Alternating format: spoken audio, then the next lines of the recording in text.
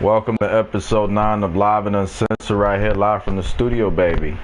2K20 and J Kid in the house, as we're going to be joined momentarily by Cassidy Dreamz. But before we get to Cassidy Dreamz, wasn't sure if I was going to be able to deliver on this episode here tonight. Just got done watching AEW Full Gear. A fairly well pay-per-view, and most credit for them. I think I got my money's worth, and I got that New York siren in the background. You gotta love this shit. We waited a little bit so the siren can pass, so we could start tonight's show, and there's another siren and shit. They got his bullshit. So and Cassidy's laughing. He's not even supposed to be out here yet, and he's already laughing. And we got 2 viewers already right now. People are starting to come in, and we're gonna have some fun, man, because we live and uncensored. Episode 9. So real quick, I just want to say to everybody, man, in the wake of this whole thing going on, the last video that came out with the J Kid address and the post showdown conversation chat and how everything has happened. It's been a pretty interesting time in CAW and with JTV with all of us, man. And people just wondering, J Kid is going back and forth. Well, I am going back and forth, but I still intend to delivering on more shows and us doing more stuff. So I don't want anybody worrying or nothing like that. You know what I'm saying? Let's just continue to be passionate and focused, and let's continue doing what we do. I was tired as fuck, and I didn't know if I was gonna do this show or not, but I got my ass up because it's the whole 10 out of 10 motto. I got my ass up and I got on here, ready to do this show, ready to give you guys 110%, because that's what you do as a JTV talent. At least that's what I expect you to do. I expect you to hit that 10 out of 10. I don't expect you to bitch and complain. I don't expect you to make excuses. I expect you to hit that home run. Now, with that being said, this is some of the stuff we'll be doing for quite some time. What's up, Trey? Shout out to you. We're going to talk about you a little later in this show. But yeah, so it's like, well, here we are, Trey. You was asking where's Live and Uncensored. Well, here it is. Wasn't sure if it was going to happen, but we here. And yeah, this is how it's going to be. Just we'll still continue to entertain you guys, however we can, and in what capacity we possibly can. And again, my apologies. I'm not a kind of guy. I love to keep dates. I don't like missing stuff.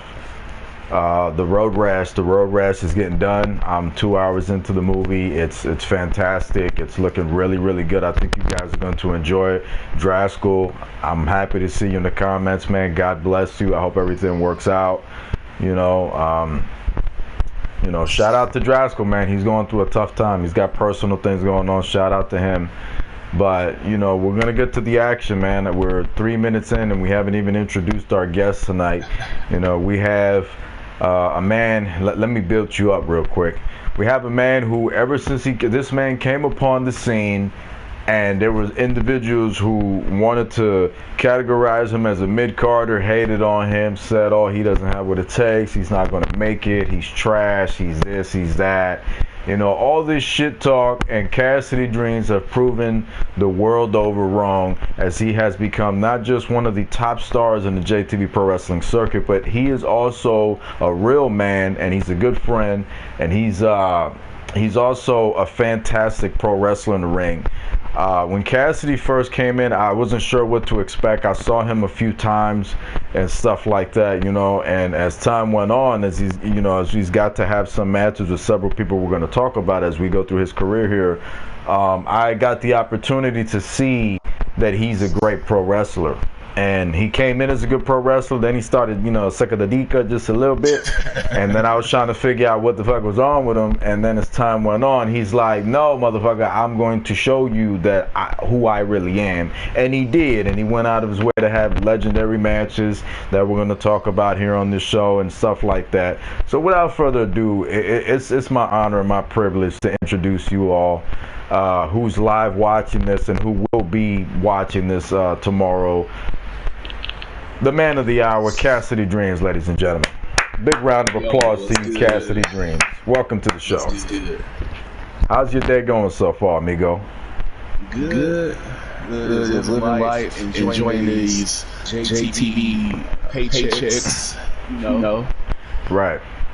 Yeah, man, I know you've been making appearances and doing your thing. You know, you went out to see some old folks today and shit, you know, at the homes, you know, and then they're paying you some good money and everything, and you doing stuff for charity and all that good team, man, that good team. You know. There was an old lady who got the deep six earlier, but I kept my cool.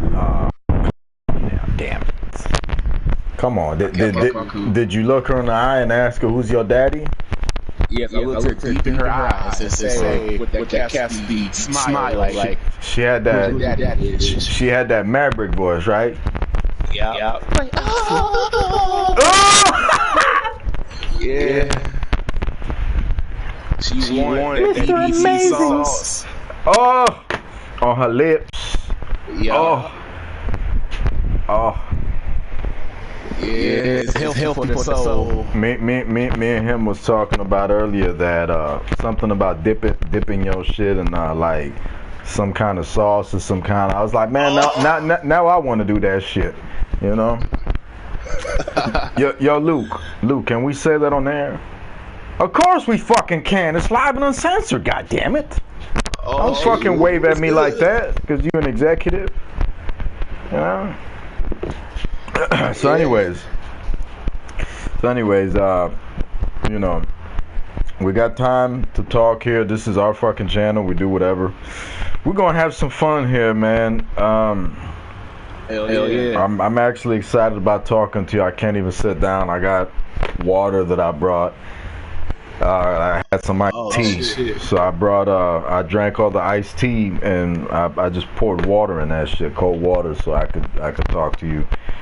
All right, we're gonna travel back in time. We're gonna talk about some real shit, man, and I want you to talk about whatever the fuck you want.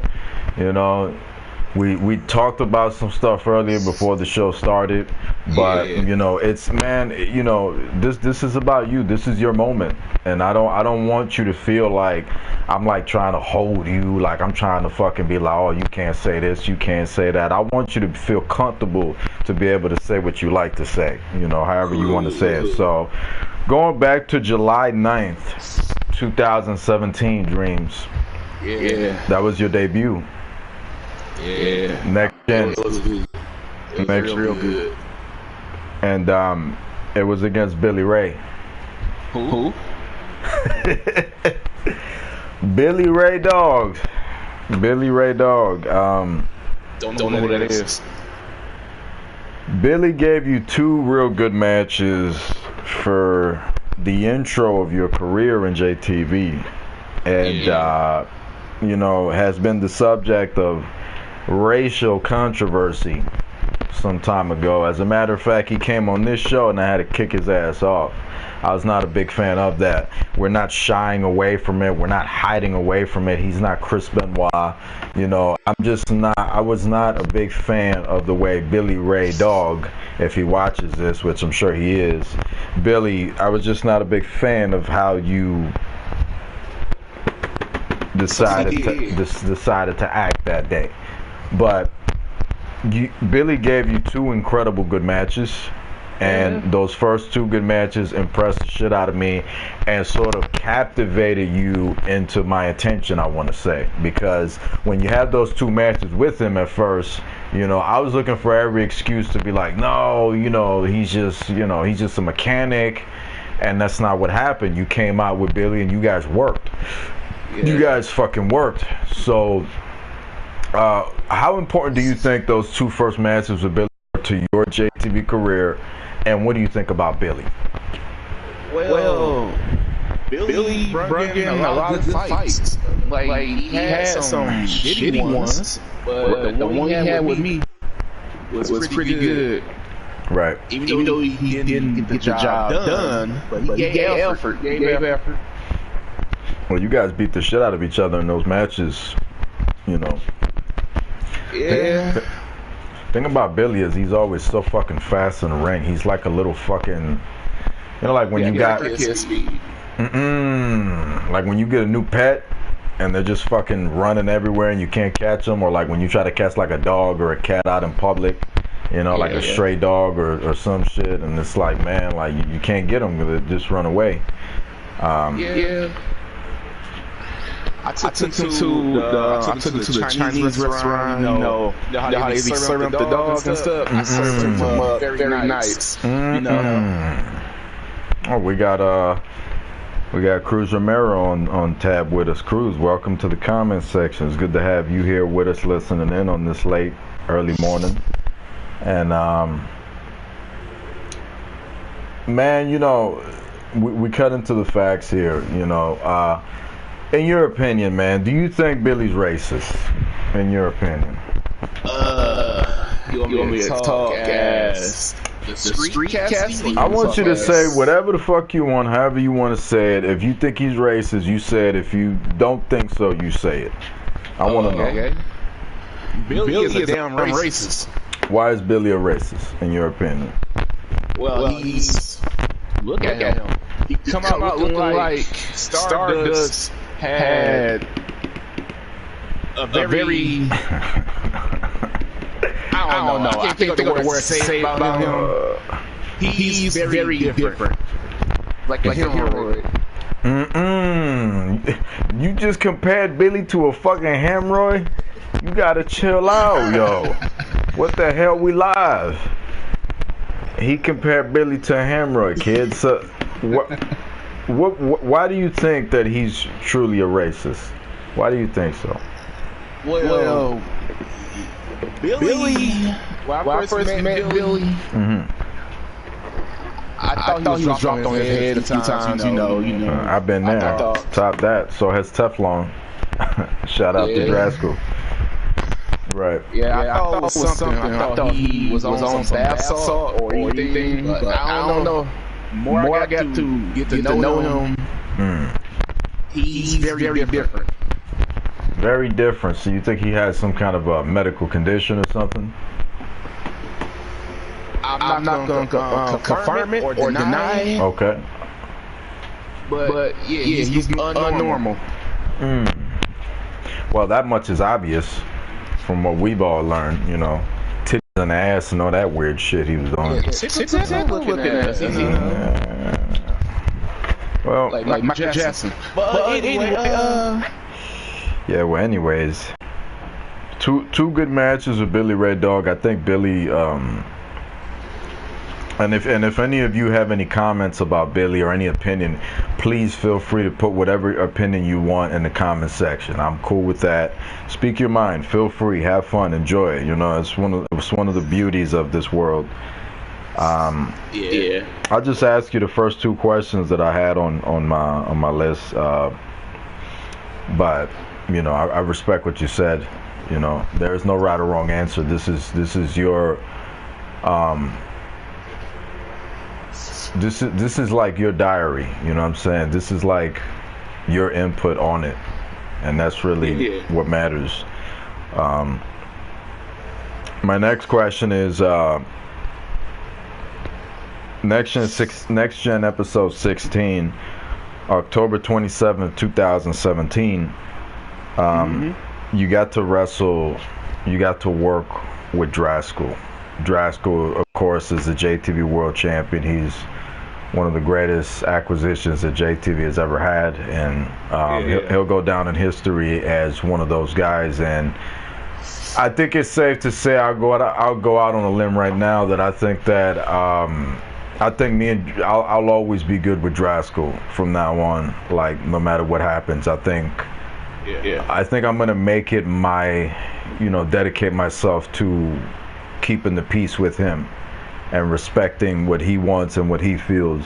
And I like to say that publicly because, I've been thinking about that the last couple of days. So, I'll try to honor him as much as I can. So I think it's safe to say that I like to nominate Draskell one day in the future nominate Drasko as a potential JTV Hall of Famer. I'll say that now. That's how much credit and respect I have for him. But you've been in the ring with him. Yeah. You know, EOP, all that other stuff that he's done in his career, from progressing to being, you know, the early stages of being the clown to then becoming the EOP, the total champion, you know, the world champion, the things that he's accomplished, and having his own company. And, you know, I mean, it was him who was leading the trail, man. It was him who pulled out the FHW from the rug and try to provide a platform to different people. And I respect that type of shit because he was man enough to do his own shit. And then coming back to JTV, winning the world championship title, and you know, now finding the persona of what he is. I think he's had a tremendous character development as Drasko, as the man who he is, you know, the trophy, the super athlete. You've had the opportunity to work with him. What could you say about your match with Drasko, and what do you think about him? All I gotta say to Drasko is he's good. Like, he's good in the ring. Yeah, like he can take ass whooping, but he will always come back and say top that, and you have to come with your A game when you face Drasko. Absolutely, I agree with that 100%. Absolutely. You can't step into the ring with Drasko and not be on top of your game. Absolutely not. You show off on top of your game, Drasko's gonna light your ass up, as we've seen previously. Yeah, as we've seen. Absolutely. You know, you gotta prep for that, man. You know, you don't just show up half-assed and shit and go against Drasko, man, because he's gonna give you the 10 out of 10 match. Like that, I absolutely agree with that. I'm glad that somebody said it publicly. You know what I'm saying? Besides me, but absolutely, do I agree with that? Absolutely. You gotta be on your P's and Q's with him. Like. The match he had with me, like after that match, I look at Drasko a whole different way now. Right. He earned my respect. Like he actually the type of dude that actually made me think and what I had to do to keep him down. And that one slip up, he made me pay for it. Oh, you gotta kill him. You got to kill Drasko to beat him. That's how he wrestles. You got to throw everything at him. You got to throw the kitchen sink at him. You got to throw Billy Ray Daw's career at him. You got something. He be pulling all kinds of shit. He got that F3. He got that Rhino head bump. What's that other shit? He got that suppressor. So he's got a lot of dick punch. What the fuck? He got a lot of effective shit. He got one move where like he kisses you like Bugs Bunny and shit. He kisses you on the lip, like. He pull that shit. Well, I'm glad I didn't get that move. I would have quit. But yeah, I respect Drasko after that match. I respect him more when he got going on with Freak Show. Why so? Because like the character he brung, at first I didn't like it, and it grew on me, and it grew on me, and I fuck with it. That's one of his best things he did, like to do that. Trey, I like it. When I was talking to Trey some time ago, and several people, because I like to get opinions, you know, that's how I am. I don't really like the shoving down the throat shit. I like opinions, and I like, you know, like I like reaction. Like when I go to the movie theaters or wrestling shows or events, I like looking at the crowd to see what their reaction is. And Trey had told me that he caught Joker vibes from him, and you know, I don't see that as a negative or a positive or nothing like that. You know, I just look at it as feedback. You know, that doesn't necessarily have to be negative. You know, that can be positive in a way that, you know, if he bringing you Joker vibes, that's kind of cool. You know, but you know, like, the Joker vibe I picked up from him is the one with Heath Ledger. Joker, that's what I picked up on him. Not him and the Suicide Squad Joker. I picked those right. I'm prone to agree with that, you know. I'm more focused on just because I see him as his own character. I mean, you can't. People have to understand that when you present a clown character in any sort of form, and you're breaking the character down, whether it's a movie, a wrestling show, a TV show, whatever the fuck it is, you're always gonna get that Joker vibe because he, in my opinion, kind of owned that.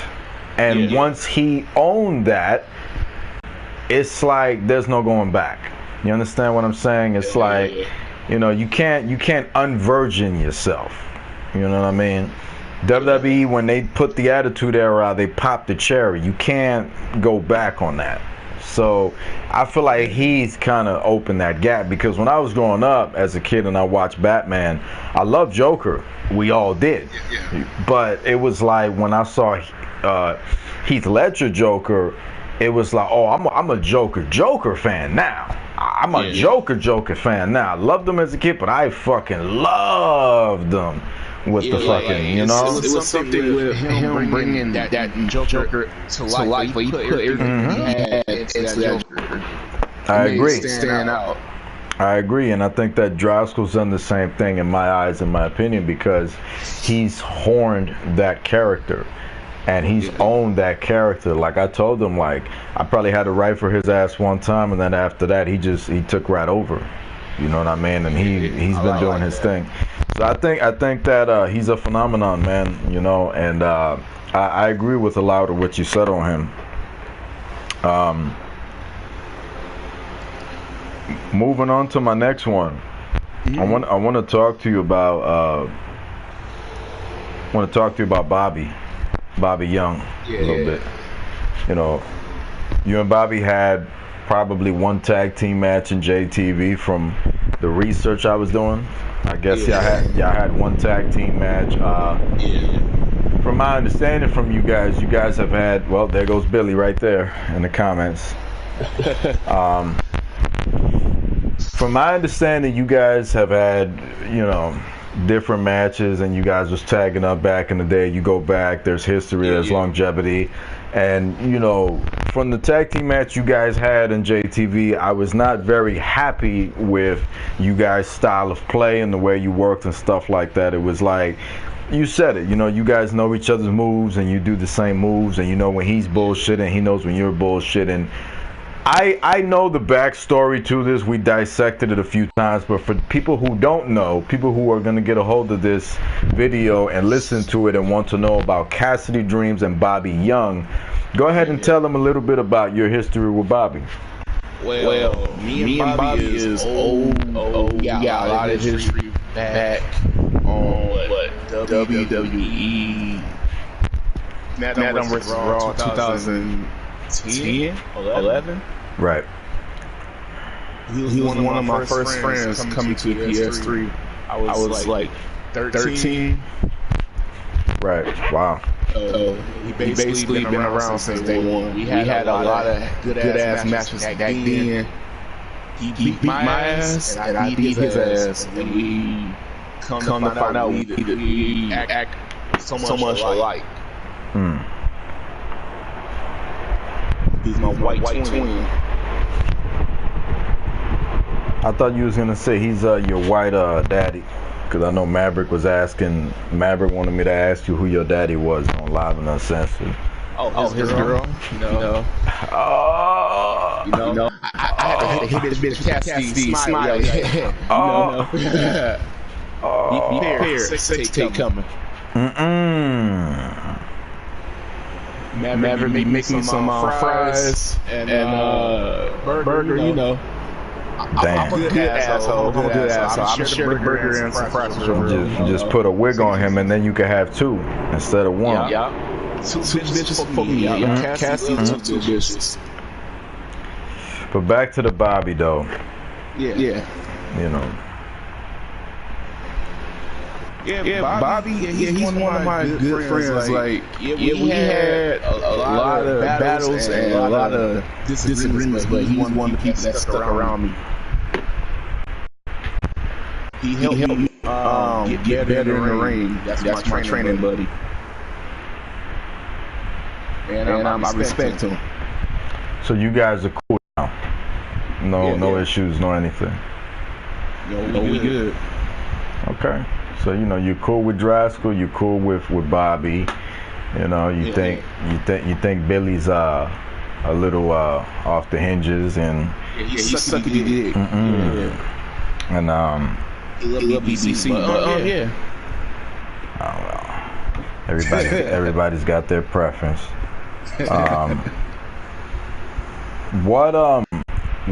What's the conversation you remember having with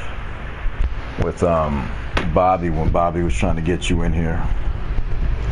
Yeah, like he told me that he's in this wrestling circuit, and I was like, okay. Like he was telling me all that JT has to offer, and I liked it. Right. It was better than all the other leagues that I've been in, because half the leagues I've been in the past, basically you be the leader, just throw yourself in title matches, have his friends help him win. And there's a lot of stupid shit that's going on. And what is some of those leagues by names that you remember being in that were corrupt? NWO Chain Gang. That's where I met Bobby.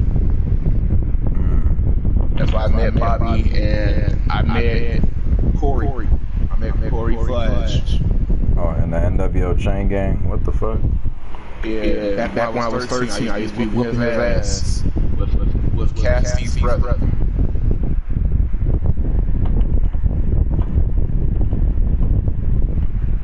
Yeah, but it was good times. We made a lot of history and made a lot of good memories in that past, and still do it today. Right.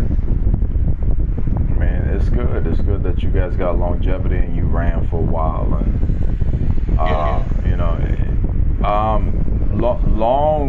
long-term friendship is something that is to be appreciated. You know what I mean? And you guys are long-term friends who appreciate each other.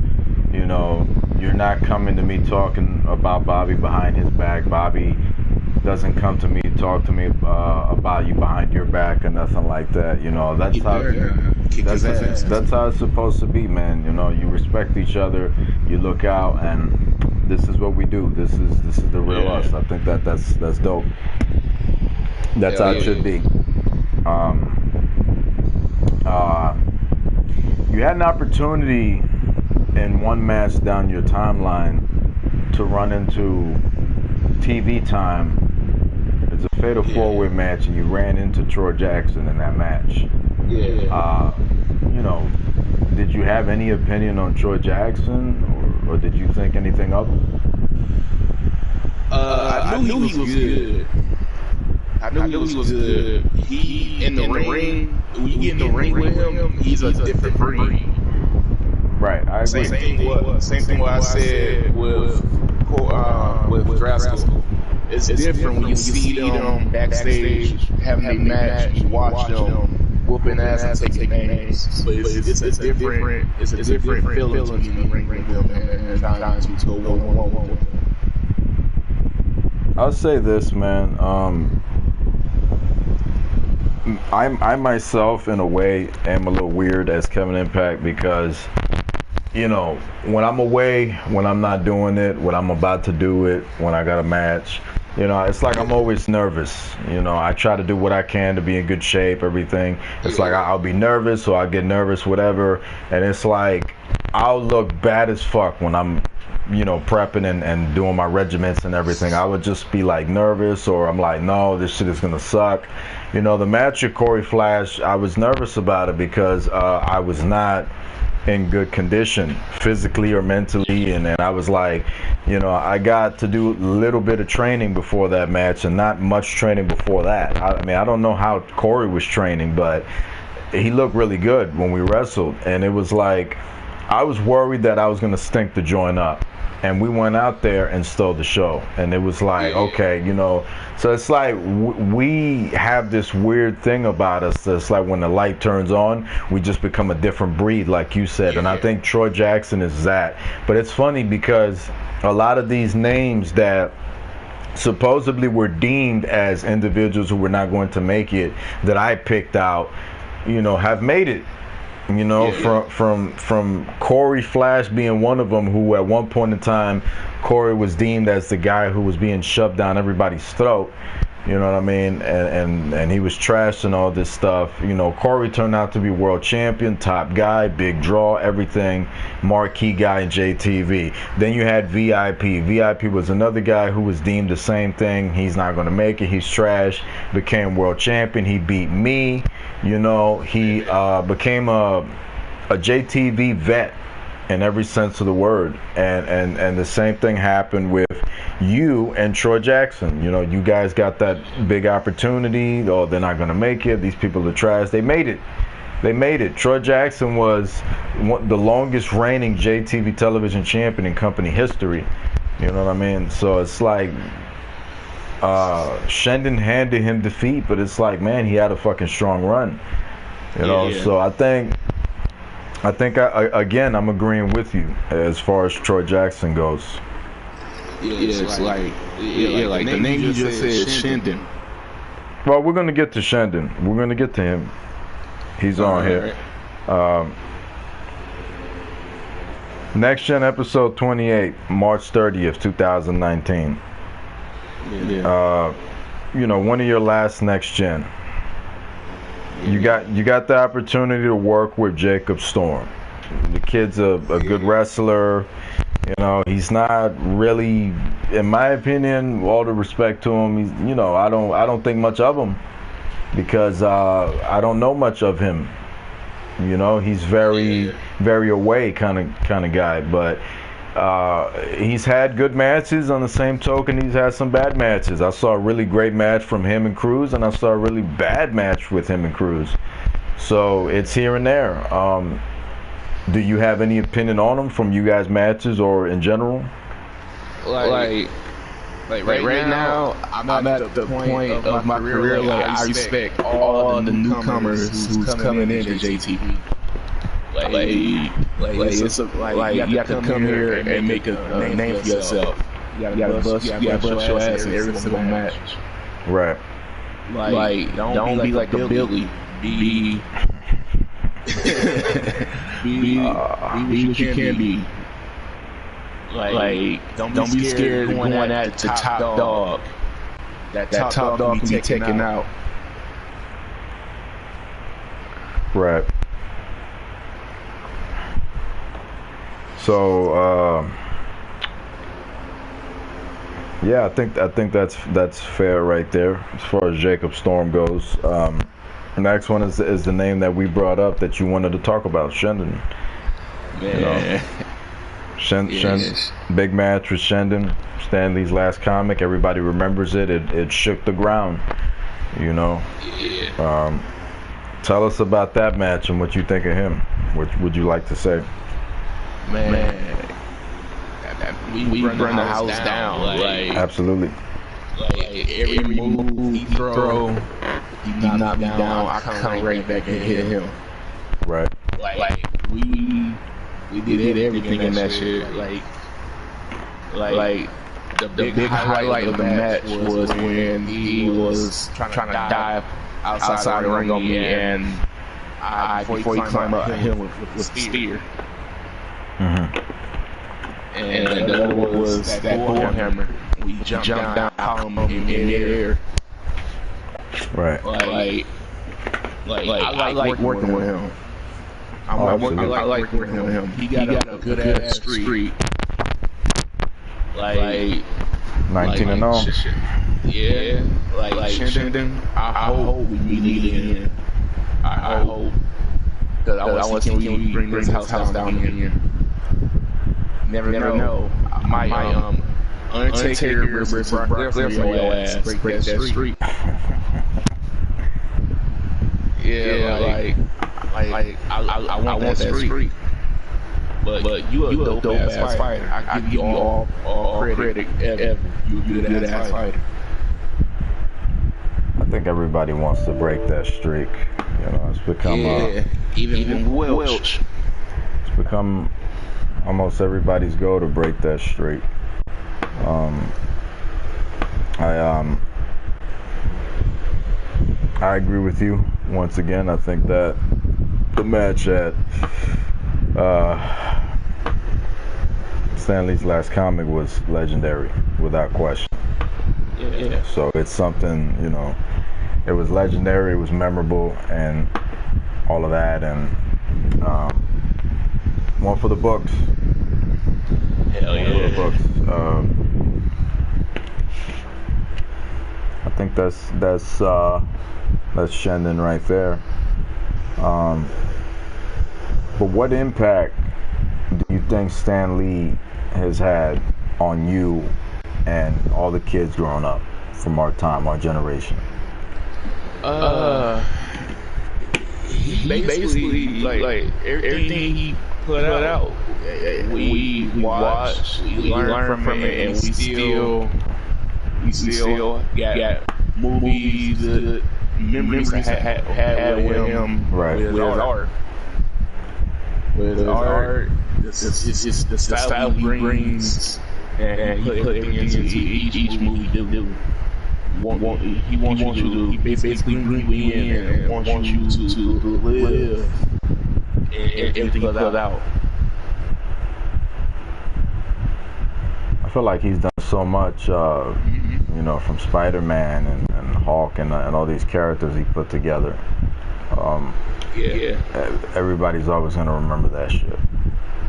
It's crazy because I like the Hulk. Right. I like the Hulk. I like the old school Hulk. Back in the day. Lou Ferrigno. Mm-hmm. Yeah, I love Lou Ferrigno.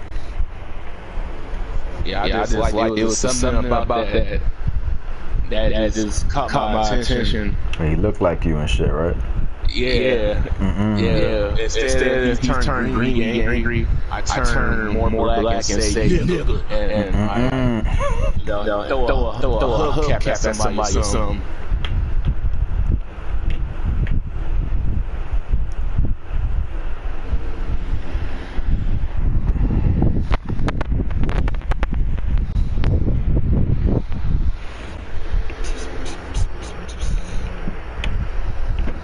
You nominate him to JTV Hall of Fame 2019?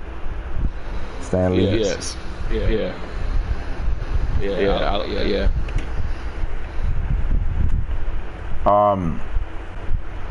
Pitt. What's your opinion on Pitt? He's good. Like he's good when he do. He needed to put more effort into it, and he'd be even better. He need to be in a small circle with people who we can rely on, people we know. I agree. He's good either way. If he's good in single matches or in teams, he just need that person that has his back and actually get to know him in the ring and stuff. Right.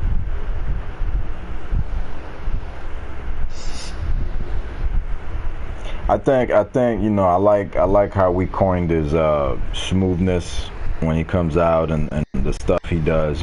Picked out a good song for him, and he's just cooling, and I like how he works. I probably said this before in some video, but he came back and he wasn't happy how rusty he was. He was happy to be back. His Pitt goes way back. 2014, 2013 when he was there, and then he left, and then coming back, it's like he wanted to be at the top of his game, and part of the reason he was at Showdown, that was him, man. That was him just asking, and I don't think there's anything wrong with asking. I don't think that shooting for the stars. I don't if I wasn't who I am, and I was just little old Kevin Impact in some show trying to work my way up, I'd ask and I'd bust my ass and I'd point stuff out to people, that this is who I am, this is what I do. I wouldn't be just I definitely wouldn't be kissing ass. I'd just be like busting my ass and proving myself. Just give me opportunity and I will show you. You know, me and like I said, yeah, like I said, the same. Going back to the stuff with me and Corey, like we knew that we was gonna go out, and one way or another, we knew we wasn't the main event, but we're gonna go out and we're gonna make everybody believe we're the main event. Yeah. And that's exactly what happened, because we were willing to put the heart into it. It's unfortunate for Draskell, man, because I wanted him to have a great main event and stuff like that. But it's like, when you wrestle against Draskell and you have a world championship match in CAW and JTV in the pro wrestling circuit, you appreciate it and you make the most of it. You bring 110%. You don't just half-ass the shit, because you're not going to get the results that you want. But anyways, I think Pitt has all the potential in the world to be a significant top talent. He's already a significant talent. A significant top talent. He keep on doing his thing. I'm hoping that this whole 2K20, patch thing gets fixed up soon enough, man, so that we could all just have our fun, because I just haven't been a fan of it, and it's really kind of motivated me to not put the game down, because I've been playing the game, but it's kind of motivated me to not even want to create art on it, because it's like, man, it's different. It's way different, and it's annoying. It's like, man, you took away that passion. It's like I was the same way. I was the same when I came back. When I came back to play WWE, I took a long vacation. Right. I took a long vacation. I got bored with it, because at first it was the same game, time after time, like copy and paste. Like you can't update tattoos, insurance, and clothes, and say, here you go, this new season, have fun. It's the same stuff time after time.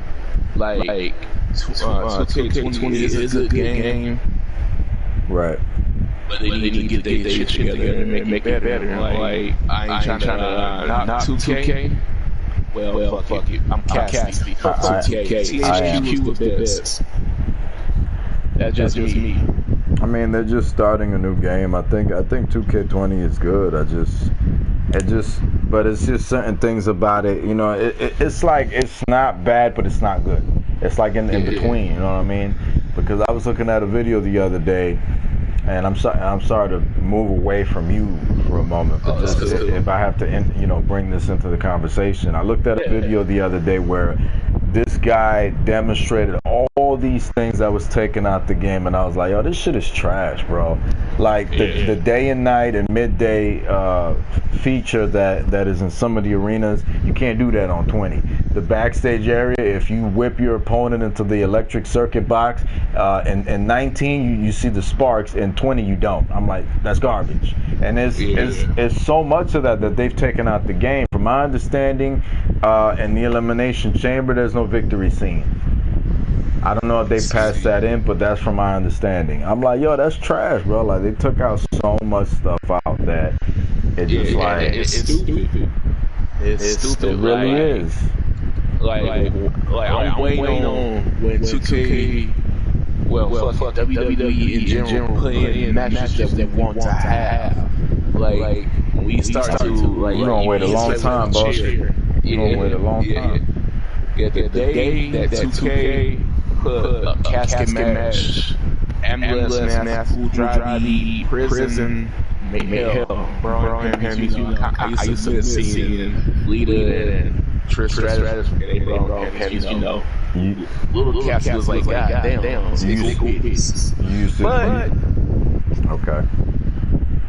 but if WWE 2K get their shit together and put shit that we want, not shit what they want, what the fans that spend $60, $100 to get every year, step your game up. I agree. that question. I mean, from my understanding, it's a game that had to be made from scratch. You know, but if like, man, if that's the case, like, why rush it? You know what I mean? Like, don't rush it.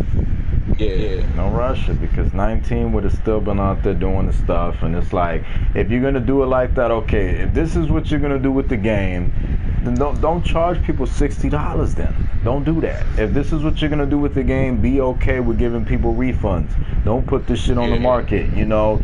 Do stuff for people. Okay, our game is broken and messed up, so for a limited time, all the DLC is free.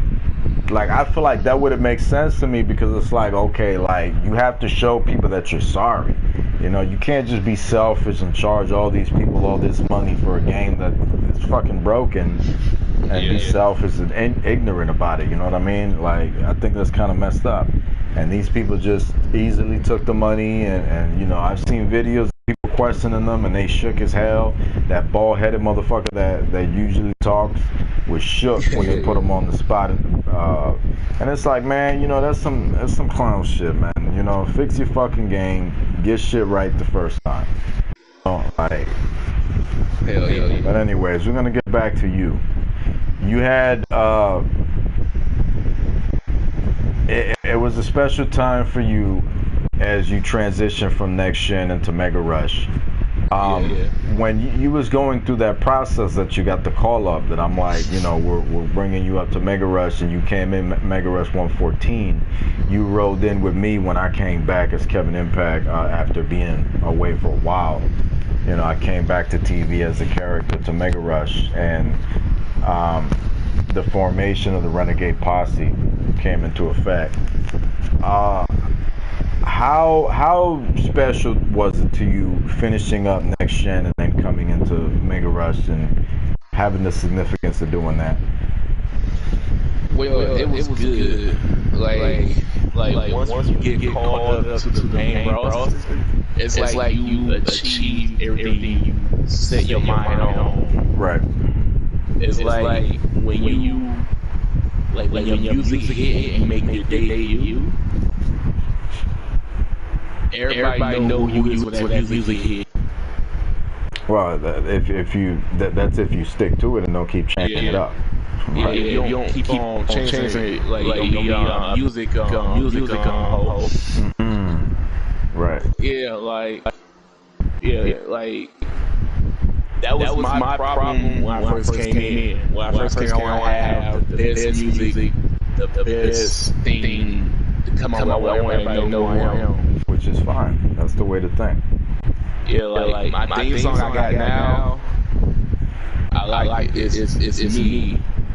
It's me. It's something that's captured my attention. As soon as music play, been dug into my brain days. That's how you know.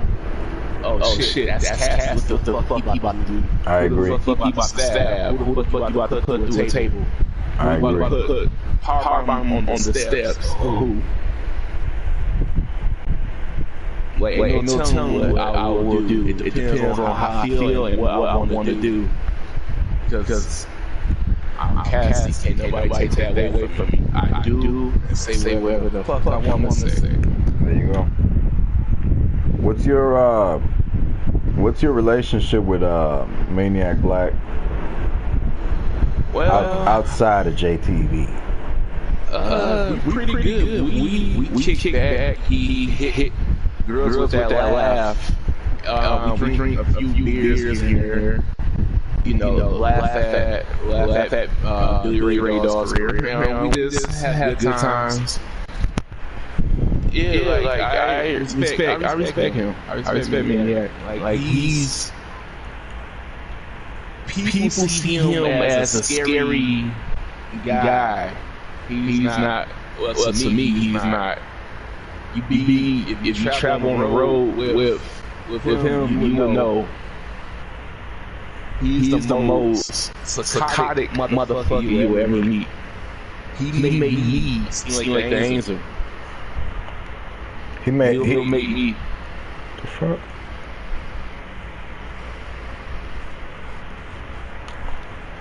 All right. Anyways, How special was it for you? Because a lot of people don't get to make this goal. A lot of people don't get to reach this goal of competing at Ultimate Showdown. You got the opportunity to compete at Ultimate Showdown. It comes around once in a while. How special was that to you, or what does it mean to you? It was good. It was good. Like that was my first one, and I made it. I made it. That's how you know. Whoever had a first mega pay-per-view, and it's the first one to have a match. You get that feeling like you're on top of the world. You on cloud 9. Right. It's like you made it. You out here with the big dogs. And see what the future will hold for you. See what can you do to make your career stand out for everybody else. Okay, well, let me go ahead and ask you this next one. Following Ultimate Showdown, during Ultimate Showdown, before, at Ultimate Showdown, and then coming into Pumpkin Night with the reveal, the big reveal of, I wanted to ask you about your feeling about the Renegade Posse, quote unquote, betraying you and having Maniac Black. This is where we go back into it, and now it's when you talk about Maniac Black and JTV, not outside the ring, but inside the ring and JTV. Maniac Black was instructed, from our understanding, by Corey Flash to attack you in the parking lot at Ultimate Showdown, and Corey Flash was leading by example in the Renegade Posse. Now, the Renegade Posse is currently a tag team, of Maniac Black and Corey Flash, the last two remaining members of that faction. And, what was your feeling of them betraying you and then you joining up with Trey Jeter to form BKS, Bloody Knuckles Serve? It was funny.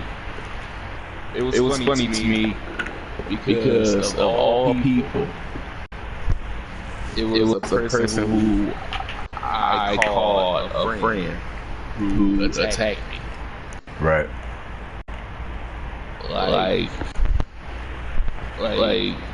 I get Renegade Posse is like a mafia-based crew. More or less. If you feel like somebody ain't fitting in, or you want to get rid of somebody that's seeing dudes, cut all ties. But they don't know. They created a fucking monster. But they ended it. He trying to end my career. That's cute. But I got my payback. When he took out his fucking leg and helped out Trey. Right. And slammed that blue, black-headed son of a bitch, hasty motherfucker through a table. It was good. It felt good. I felt like it was time for a change. And I believe me and Trey will eat their ass. Well, you certainly sent a message at Ultimate Showdown by putting them through tables, and then you guys had some very interesting things to say on Pumpkin Night as well. Yeah, it was good. Like our stuff was good, but y'all haven't seen nothing yet. Y'all haven't seen what me and Trey can bring to the table as a team. Like once people start noticing BKS, see what we can offer to JTV. JTV ain't gonna do shit without me and Trey. JTV gonna be our bitch. We're gonna build Cosby the hell out of JTV. JTV is our playground. There's ain't shit that nobody can do to stop us. Not no renegade pussies.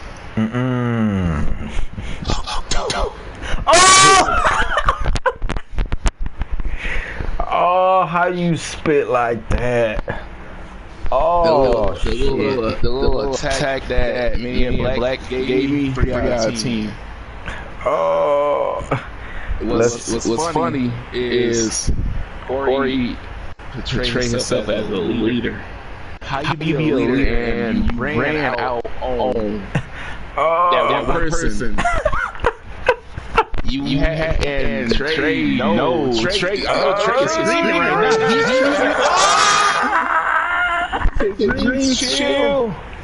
He knows he has this unknown person. He's spreading his shit. He's spreading his shit on the table. He was having this seizure on the table. Like he just seen his career flash before his eyes.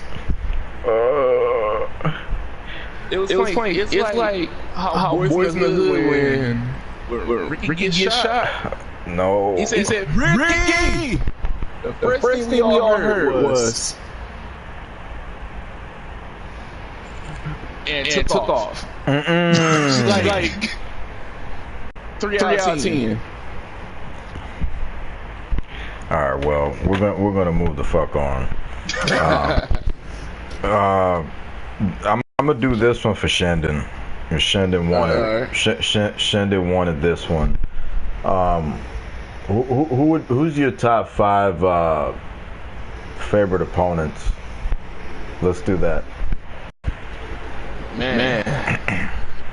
My top 5? Something to think about, you know, but hands down at number one. I'm not starting at 5. Number 1, Shendon, hands down. Yeah, you work your way from 1 to 5. So you would say Shendon first. Yeah. Number 2. And I say number 2 because the match I had VIP. Ah, yes. That match I had VIP. That was another one of my good highlights I had. Absolutely. Great match. Yeah. That was that All-Star Extravaganza with WWE. Shout out to WWE. Yeah, and the match, hands down, I say number 3 because it was good, but it could have been better, and I'm down for a rematch. Great dog. Oh well, man. Shit. That's if he. I don't know where the fuck he at. He's somewhere. He's somewhere with red shoes behind Walmart. He's in Ring of Honor. That's like a graveyard. He's on universe mode. Damn. Oh, that's why I got blue screen while I went on universe. Oh shit. So we got Shendon, VIP, Billy Ray Dog, and who are the other 2? Marcus Storms all day. All day. Him. And almost forgot. Jaden Nix. Ouch. Jaden Nix. I had to bring him to the bottom because this stupid motherfucker had to hit him with a chair to get himself DQ. He's trying to send a message. Yeah. A stupid one at that, but we did a part 2 and I whooped his ass. Sorry about that, folks. My mic shut off for a moment. And hands down, I like working with Funkman. Funkman, he busted his ass since he came. Since he became champion, he busted his ass. He stepped his game up. Right, I agree. Well, I mean, he's got some work. You know, he's got a lot of work to do, but he fights for his life, and you have to respect that. like Fun Man. I respect Fun Man. Fun Man remind me of a black James Ellsworth. Oh nah, man! I'm bringing that fucking James Ellsworth in here, child pedophile. Yeah, go with that. You know.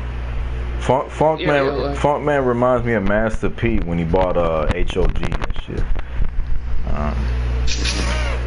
Kind of remind me of me when I grew my hair out. That's who Funk Man remind me.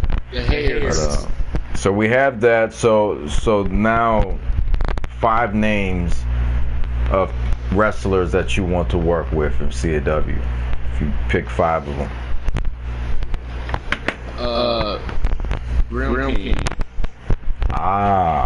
The Grim King. Yes. I already know when he hears this, he's gonna say, "Oh yeah, he's ready. He's always ready." I got history with him. Yeah, y'all could work good program. I see that happening. Hands down. This person who I want to face is Kevin Impact. Impact. Yes, I'm on everybody's bucket list. Yes. I want to face a lot of people. I've seen a lot of good people. People who I seen busting their ass. I want to fight Blaze too. Like Bobby Young.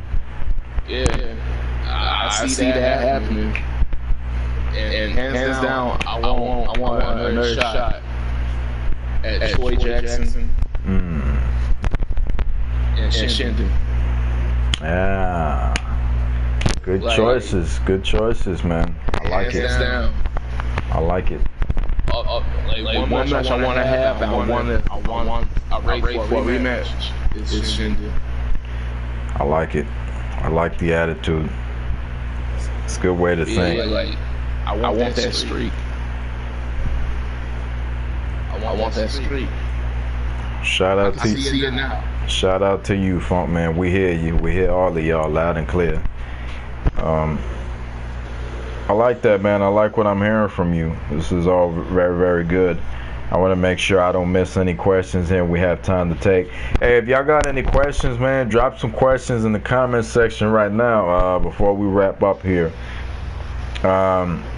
What do you think was it about JTV that kind of glued you into the product? What do you think? You know, why did this capture so much of your attention? You know, this is the best opportunity that's out there. It's better than any league, any other wannabe companies that trying to compare to JTV, and you want to worry about seeing their owner throwing themselves in matches, losing, spamming. Right. They don't have to be a bunch of pussies and say, "Oh, he cheated," and they bitch and moan and cry for a title shot after title shots. You have to work your ass off everybody else. Absolutely. And when you do, it pays off. You get rewarded. Yeah. It doesn't go unnoticed, and it's a beautiful thing. Yeah. So what's your opinion on Corey Flash? What do you think about Corey? All-Star Kid. All-Star pussy? Yeah. All jokes aside, Corey, he's good in the ring. Well, it's live and uncensored. If you're gonna talk shit about the guy, you can. You know, it's live and uncensored. Say whatever you want. It's live and uncensored. You know, talk all the shit you want.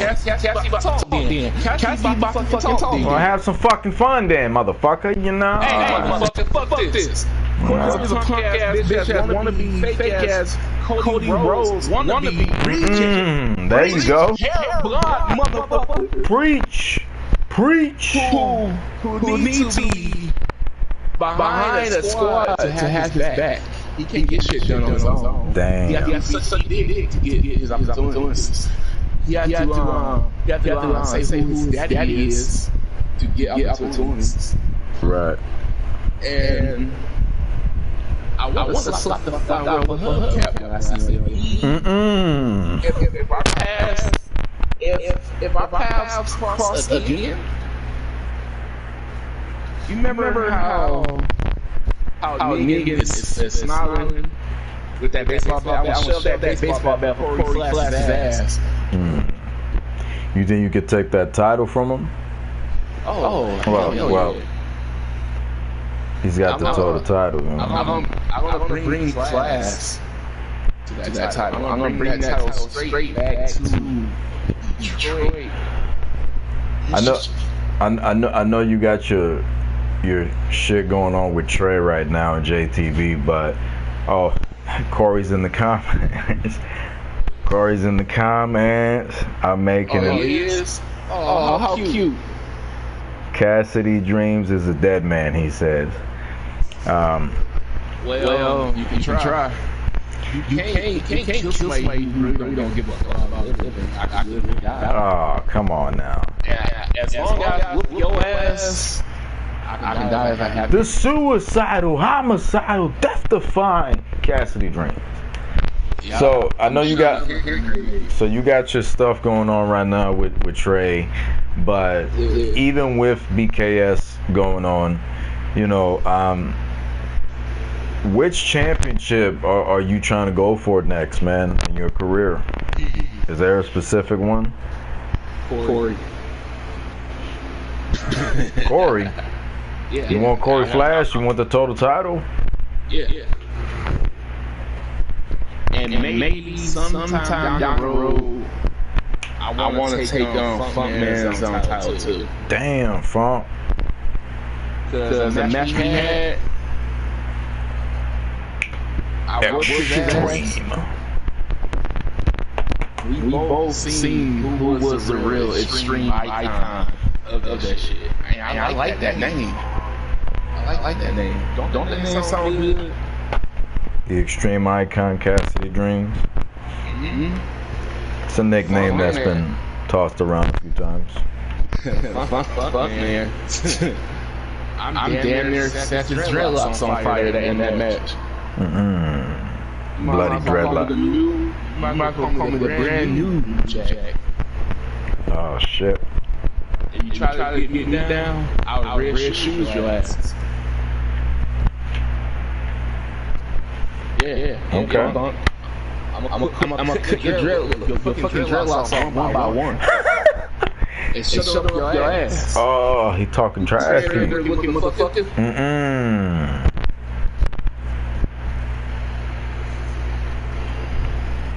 English, motherfucker, do you speak it?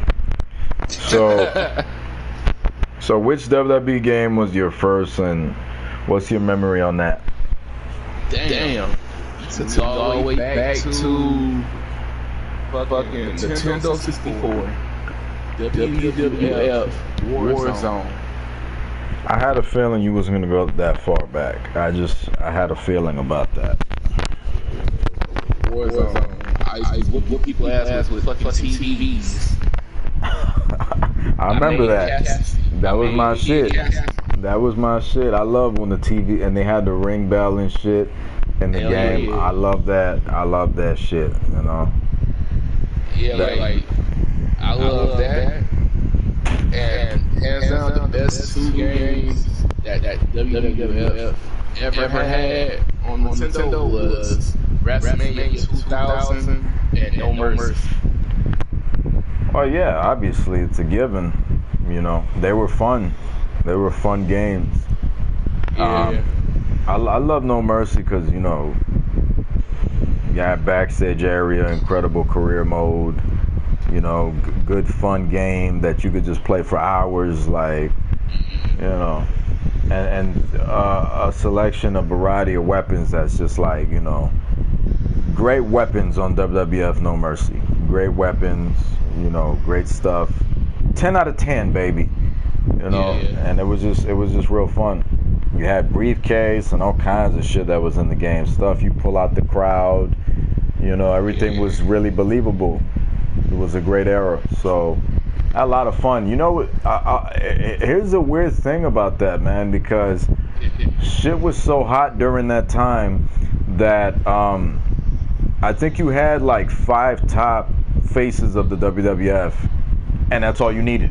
Like now, they have to bring back Cena and this person and Hogan and that person and this person and that person. They got to bring all these people back. WWE has all of this fucking talent, but in my era, all you needed was 5 guys: Stone Cold Steve Austin, The Rock, Kurt Angle, Triple H, Undertaker. You know, those are like the 5 faces you needed. And you could add Kane and everybody else, but those are the 5 faces you needed for the WWF. And it's like, it all worked. You know what I mean? It just worked. You didn't need anybody else. WCW had like 20, 30, 50 people. And the WWE had only those guys, and it worked. And I think it's interesting. That's how good the games were. But those some good memories on your part, you know. WWF Warzone, that was my second one. My first one was In Your House, but Warzone was where I started Kevin Impact, so kind of go hand in hand. So again, if y'all got any questions, take the time to type them up now. We're getting ready to wrap up here, but before we wrap up here, after all this shit talking insanity, my last thing I want to ask you about, you know, just a little bit about take you away from the Cassidy Dreamz character and tap into the more you. I don't want you to go too deep into this. You know, we don't need to be talking about all your info and shit like that. You know, we just need the surface of this. You know, just to have fun with it. So where did you grow up and how was life then? I grew up in Detroit, Michigan. Life was good. So you've been there your whole life? Yeah. You ever traveled outside the state? Sometimes. I've been to Jacksonville. I've been to North Carolina. Really? Ever been on a plane? Hell no. So you just travel like bus, car? Yeah. Bus, car. Yeah. Okay. You how was it? How did you digest when you was living out in Detroit, growing up, and you was like in school and shit? How did you? Shit. I was always an asshole. Were you a troublemaker or were you a bookworm? I was both. So you was like Brock Lesnar and shit in that picture with them glasses on and shit, trying to sell car insurance. Yeah.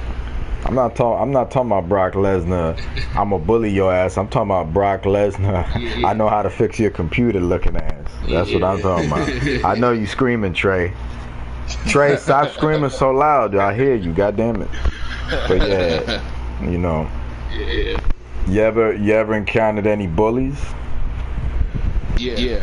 Man, you ain't encountered no goddamn bullies, man. You like 8 feet tall and shit. Yeah. You ain't. The young cassidy. I was always tall. I was that bully person when I was younger because I was different. Right. I was that nerdy. I was that nerdy person that didn't talk. That was judged because I choose books and learning over being like other people. Right. So yeah.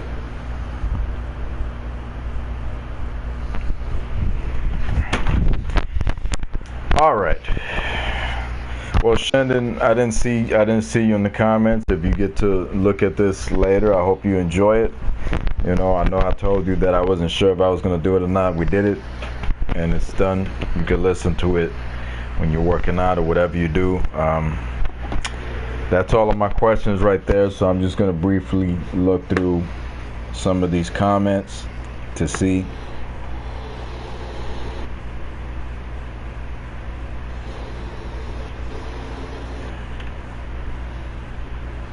Were you looking at the comment section on here? Do you have this video open or not?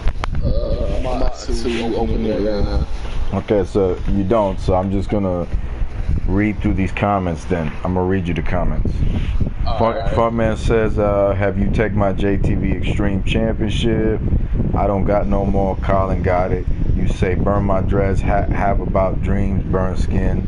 Head off. Show you what's extreme is. I am the king of hardcore."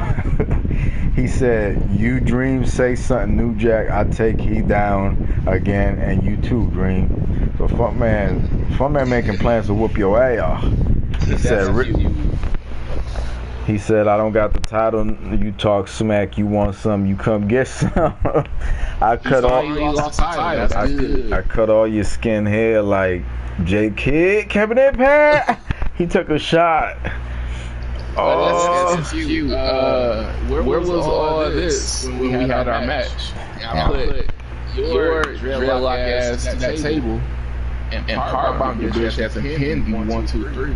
Where was all that? Yeah, you was too busy. My knees was too busy hitting your face again and again, and the ring posts and the steps. Yeah. I got bored. I got bored. I just treating you like one of those kids I don't take care of. But damn, that's cold right there. Yeah. But hands down, I respect Fartman. Like, he came a long way. I see Fartman getting better in due time. I see him getting better, and hell, you never know. He might be a renegade posse someday. I see Fartman with dreadlocks. Oh. Well, I see dreadlocks that be dancing. I don't know why he want to be in Renegade Posse, man. I think he'd rather be. I think he'd rather be just good old Fartman. Yeah. But we're gonna go ahead and wrap this thing up. This was a great episode. We want to thank all you guys for tuning in, and everyone who's gonna listen to this later on. Want to thank our guest Cassidy Dreamz for his time. You catch him on JTV Pro Wrestling and everything else he got going on. You know what I'm saying? We about to get out of here. Dreamz, you wanna let them off with any last words or anything else you like to say? Yes. Don't let nobody. Oh no. And I mean, Jay, don't stop it, man. Don't let nobody. And I mean nobody. Spit in your ass, Corey. And Cora, please don't ask for a contract release, Cora. Don't do that. Come on. I'm a sub on your ass. Had a good time, man. Had a good time, you know, good time. So, thank y'all for the time. Thank y'all for listening in, man. You know, show some love, man. Hit that thumbs up. Subscribe to the channel. Share. You already know what it is. J Kid, Cassidy Dreamz, the whole JTV wrestling crew. You know, we out here, man. This is what we do. And trees on deck, pimp. Y'all have a good one. Top that. And we out of here. Man, that's my line, man. What kind of shit? Oh.